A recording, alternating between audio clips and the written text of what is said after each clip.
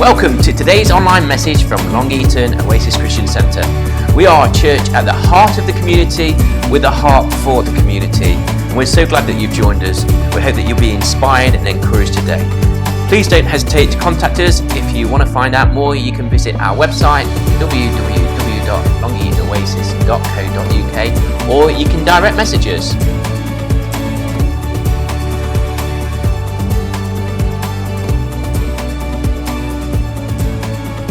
Well, hello, thank you so much for joining us today. It's great to be with you. We're meeting as a church in person at Derby Road, our centre, and here online, and it's just so good to be with you. Going to take a few moments as we share together. You know, we're living in a time of great uncertainty. You probably don't need me to tell you that. You're watching the news and with all that's going on at this time in the world, and our hearts go out to the people of Ukraine at this time.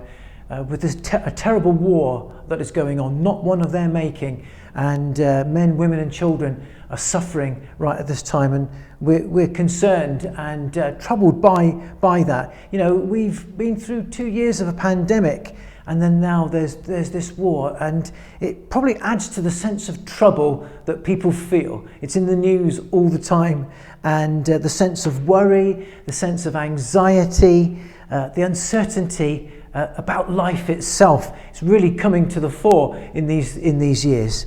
And I'd like to spend the next few moments looking at how we can take heart during times of trouble, how we can find courage in a time of trouble, how we can take heart.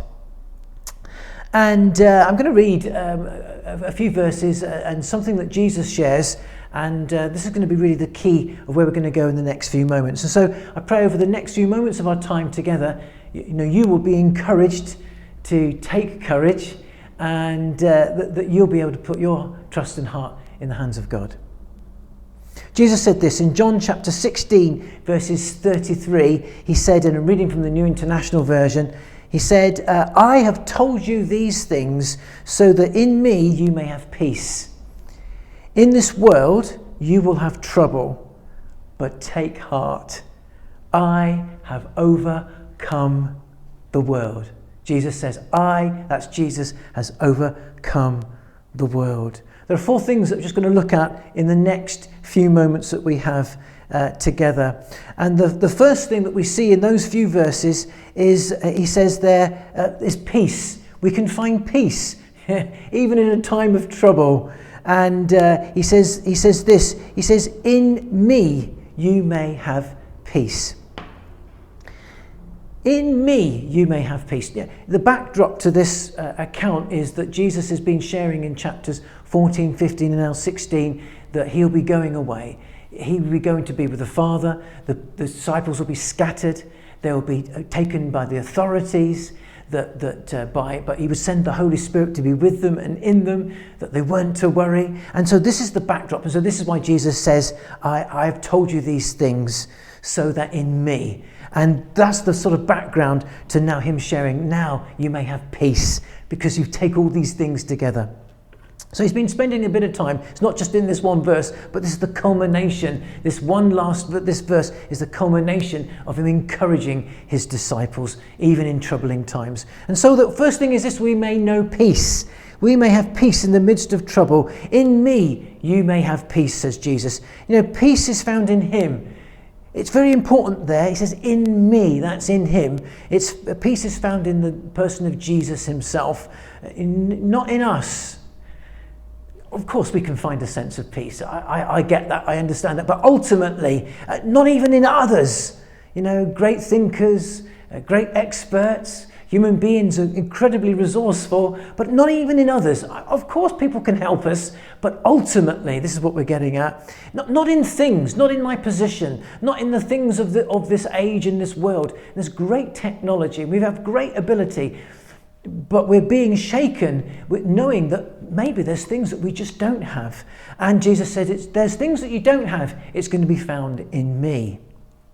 You know, sometimes in this verse we see this, and I understand this from this verse. It's this. Sometimes he doesn't take us out of trouble, but he takes the trouble out of us.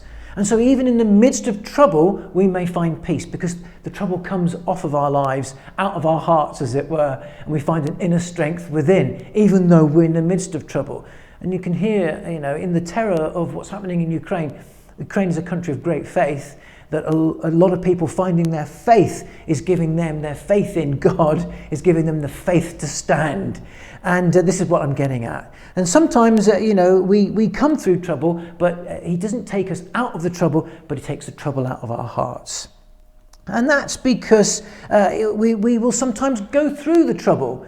Sometimes, we will actually go through that which we're feeling. This can be a shock to us as believers and as people of faith and Christians.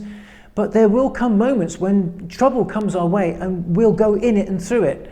It doesn't mean to say that we'll be just taken straight out of it. And the psalmist said, even though I walk, David said, the very shadow of the valley of death, you'll be with me. And your rod and staff, they comfort me. So we'll come through with God. We'll even go through pain and trial and trouble. It's a supernatural peace. The peace that Jesus gives, it's found in him, and it's a peace of being in his presence. And that's the difference. When he says, your peace you'll find in me, it's the peace of his presence. It's him being in our hearts and in and through our lives, and knowing that our lives are in his hands. And no matter if our lives are in his hands, nothing can take us away from him. Not even death itself can separate us from him. And it's that type of sense of the presence and power of God, and we're in him and he in us, and he holds us. It's that supernatural sense of his very presence. I've had the privilege of witnessing over the years, time and time again, of sitting with people when they lose their loved ones. It's very heart-wrenching, and I've sometimes not had the words, and I've just sat and kept company and been with people. And what I've seen again and again is when I've heard people say, I feel so sad at losing my husband or my wife or my son or my daughter or whatever, whomever it may be, and yet I feel a sense that God is here.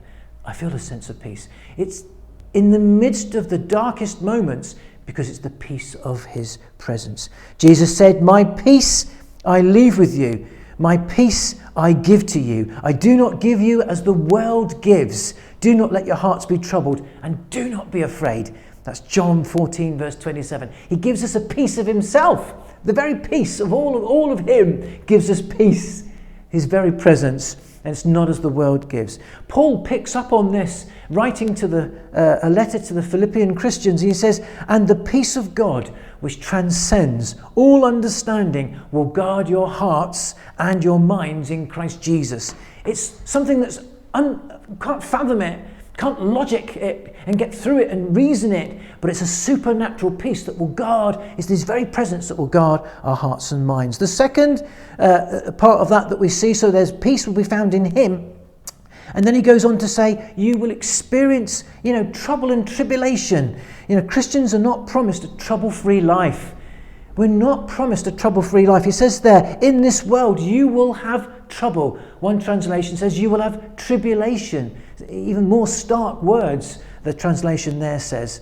It's very honest. Jesus is being very honest. The Bible, the New Testament's very honest. It's not just sugar-coated and all everything. It is great message. It's the message of good news. It's the greatest message. And yet it's also very honest. There'll be dark times. There is the light of who he is, and then we will sometimes go through dark times. It's very honest. You will have trouble in this world. What does it mean? That word trouble, translated tribulation, it literally means to be pressured, pressurized, crushed, squeezed. The very life squeezed out of us. So we'd be pressured, hemmed in. It's used of grapes in a wine press, being pressured and the juice being squeezed out of them, life being squeezed out of us. And so there's a real sense that the word tribulation is an accurate translation there. Wherever you feel pressured, wherever we feel crushed, wherever we feel squeezed, suffocated by life or the circumstance or whatever you're going through right now. When we're in step with Jesus, we become out of step with this world. And Jesus is talking about being in him and not of this world. And being in step with Jesus means that we go out of step with this world. When we're in step with Jesus, we'll know his peace. When we're out of step with this world, we feel the pressure because the kingdom of this world is not of the kingdom of God. And that's the challenge that we face, but that's the beauty and the wonder that we also face, is that when we do feel the pressure of being out of step with this world, but by being in step with Jesus, we feel his presence and his incredible peace, and he carries us. You know, being in step with Jesus brings us peace. I wonder how many of us are really in step with God. Are you in step? Are you keeping in step? We're called to keep in step with the Spirit, Paul writes to the Galatian believers. The third aspect there that we see is this, and they all piece together, is he says, but take heart. So he prays that we will have peace, although that we're going to be in a world where there's trouble. We can know this peace, the peace of him, but he also then goes on to say, now take heart. He says there, take courage, take heart.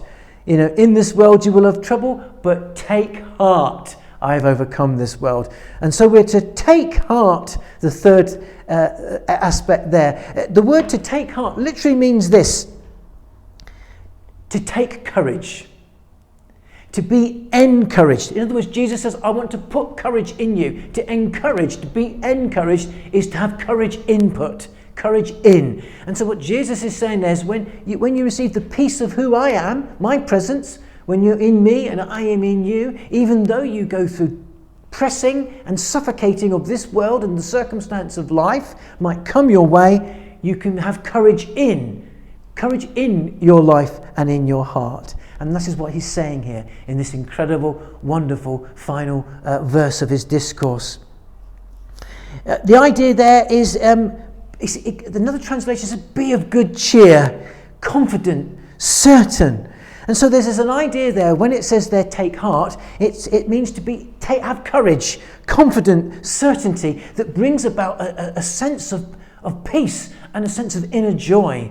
Not joy based on circumstance, but a joy based on his presence, of who he is in our hearts and in our lives, carrying us, walking with us, protecting us, standing with us, leading us through. You know, this leads to a feeling of being undaunted, and there lies this idea of courage. This inner sense of peace, of the presence of God, of knowing that I'm in his hand and that I'm being carried by him and that nothing can separate me from him, even death. This brings a sense of being undaunted by that which we face. It grows, and this is the growing sense of courage, of encouragement that comes into our hearts and into our lives. You know, courage is not the absence of fear, but it's facing our fear, facing Jesus. And I feel that's the key to courage in these times. It's facing the fear that we might feel, but facing it in the face of Jesus. It's facing up to Jesus. We face up to our fears by facing up to Jesus. In other words, seeing him, knowing him, reaching out to him, experiencing him in our hearts and in our lives. And this is why we can take cheer. He goes on to say we'll be able to take this cheer and be encouraged, because he says, by I have overcome the world. And with this we'll conclude. He says, I have overcome this world. Literally, the word overcome there means conquered. He's saying, I've conquered this world. It's through the power of the cross. Jesus is alluding to, he's going to the cross, but he's alluding to this idea of the power of the cross, his death, his burial, and his resurrection to life, to be seated at the place of the Father's hand. And there's an understanding here that he has taken captivity captive. He has defeated death with life, and he's taken us from darkness into his glorious light. The idea of the triumph of the cross, the power of the cross, and yet going through the cross was terrible trouble, terrible tragedy. We could have been there and watched at that time, not knowing what that which was yet to come with his resurrection, the actual road to the cross, the way he was taken, the death on the cross, the way the disciples were scattered, looked bleak and would have been very bleak, and yet he has defeated death, and now we can live in his glorious life and light and experience that in our lives today. In other words, he's saying they stripped this age of its power and conquered it for you and for me. He's conquered it for you and for me. It's not that something that I can conquer. He has conquered it for you and for me. Came across a story. It said that in the Himalayan mountains where people go mountain climbing, a lot of the people that have been incredibly successful at climbing the highest mountains, people like Sir Edmund Hillary and people that have climbed the highest mountains have been helped by the Sherpa guides. The Sherpa guides are those who live in that area, the indigenous population, and they know the mountain paths. They tread those paths. They've been up those paths and they know them well. And they carry the equipment and lead the mountaineers and the mountain climbers up those paths to the summit. And it's through their help, as they give a hand, say, look, I've been along this path, I'll give you a hand, I'll carry your gear. They've helped those mountaineers get to the summit. They've gone before them, in other words. They know the way. You know, Jesus has gone to the very depths for you and I. He's gone to the very heights of heaven for you and I. He has not just gone up the path ahead of us, but he's actually conquered the very top. He's gone and conquered the very depths, and he's conquered the very top. And now he holds out his hand and says, I've done it. I've gone the path. I've gone through the tragedy. I've been through the pain. I've been through death and hell. Now take my hand and I will take you on a journey with me. You know, that's for you and I today. If we put our hand or my life into his hands, we're able to come through. We'll come through whatever we may face, whatever the trouble we might face, we'll come through with a sense of his triumph. You know, if you and I are found in him, then we'll be with him where he is. It's what it says. It's what Jesus says, if you're in me and I am in you. You know, remain in me and my words remain in you. Ask whatever you will and it will be given you. And so Jesus, there's this understanding that when we're with him and in him rather, we're with him. He has conquered. He knows the way. He now gives you a hand and says, come with me. And, you know, you and I may know the peace that passes all understanding that can guard our hearts, and we can have courage put into our hearts and lives as we reach out to him today. God bless you. Reach out to him today, and our prayers for you are that you too may know the strength and courage and peace that only God can give. Let the King of my heart be the mountain where I run, the fountain I drink from. Oh, he is my song. Let the King of my heart be the shadow where I hide, and the ransom for my life. Oh, he is my song. For you are good, good. Oh, you are good, good. Oh,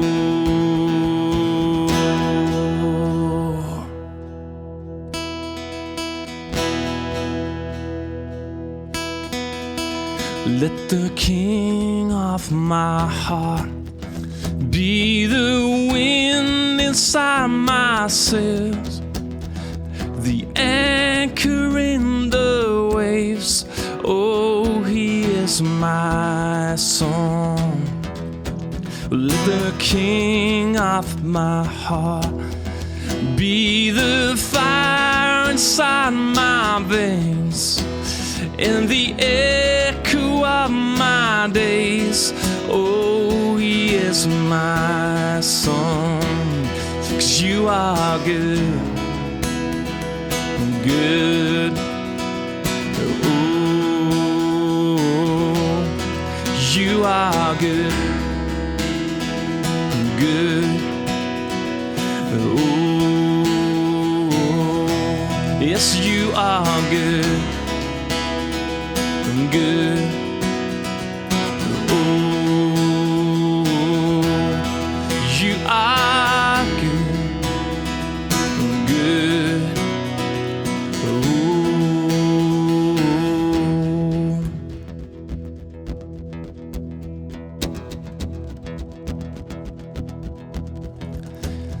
Right now, why don't you just put in the comments something you want to be thankful for?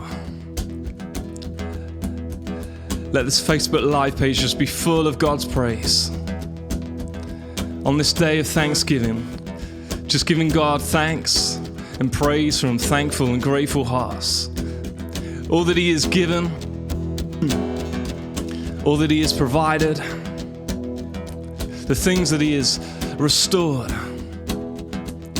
Be thankful for His faithfulness, for His love, for His grace and His kindness towards us. Come on, let's thank Him all together as one. Yes, you are good. Oh, you are good. Every day you are good. Yeah, la la la la la la la la la la. We're thankful for your promises. We're thankful for your love. We're thankful for your kindness. We're thankful for your grace.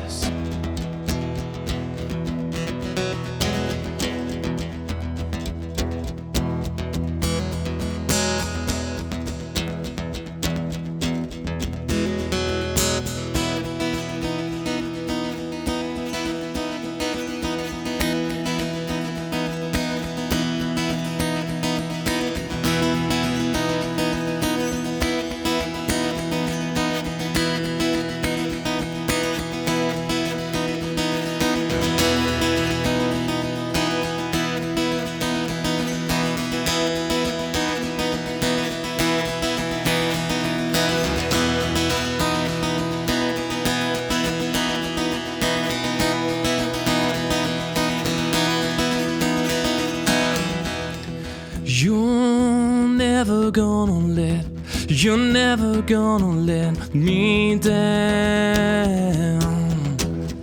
You're never gonna let me down. You're never gonna let me down. You're never gonna let me down. You're never gonna let me down. You're never gonna let me down.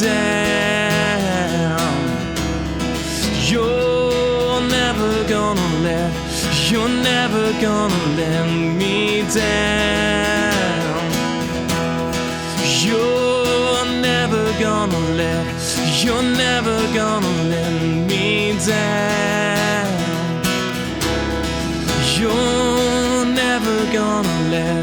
You're never gonna let me down.